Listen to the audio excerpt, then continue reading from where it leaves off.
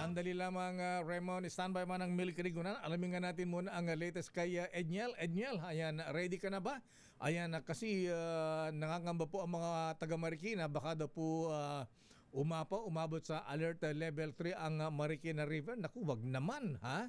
Ayan, andyan na ba Don Carlos Pobre? Edniel Parosa, mabilis pa ang pagtaas ng tubig ng Marikina River, Edniel. Kaya naman sinasabi ng Marikina City Government, maging ng Metro Manila Development Authority, magkasindami yung ibinuhos na ulan ngayong Agosto 17, partikular kaninang tanghali, kumpara doon sa Bagyong Ondoy noong 2009. Parehas lamang daw lakay yung isang oras na average. Kaya napakabilis sa pagtaas sa Marikina River ngayong araw na ito ng Lunes.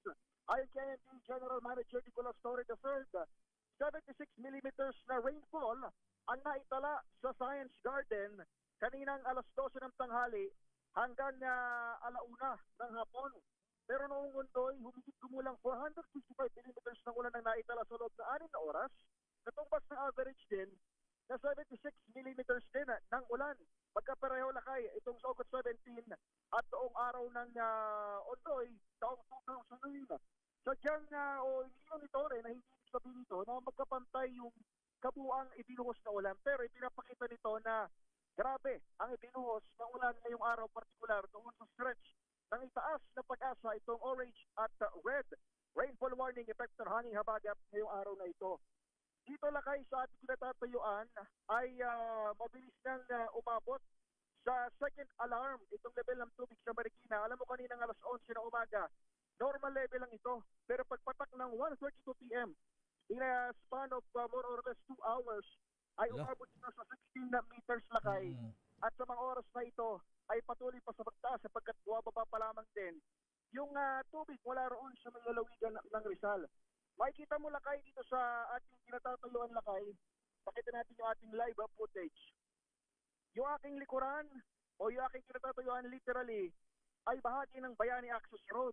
Sa iba tayo ng Barangay Santo Niño Footbridge na ginagawang monitoring ng ating mga tauhan ng media at lokal na pamahalaan kapag tumataas itong Marikina River.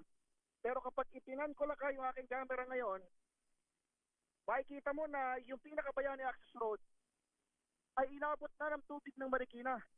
Ibig sabihin, mas mataas na yung antas ng tubig sa ilog kesa dito sa sementadong daanan. Allah. Kaya itong lugar natin na ito ay inabot na ng gaputik na kulay ng tubig galing sa Marikina River. Sa mga oras na ito ay nasa 16.7 na 16.8 meters pa rin yung level ng tubig sa Marikina River, hudyat ng preemptive evacuation, partikular sa Barangay Tumana at Barangay Malamday. Oras na umabot ito sa 18 meters dito sa aking likuran, yun, yung Santo Niño marker na yan.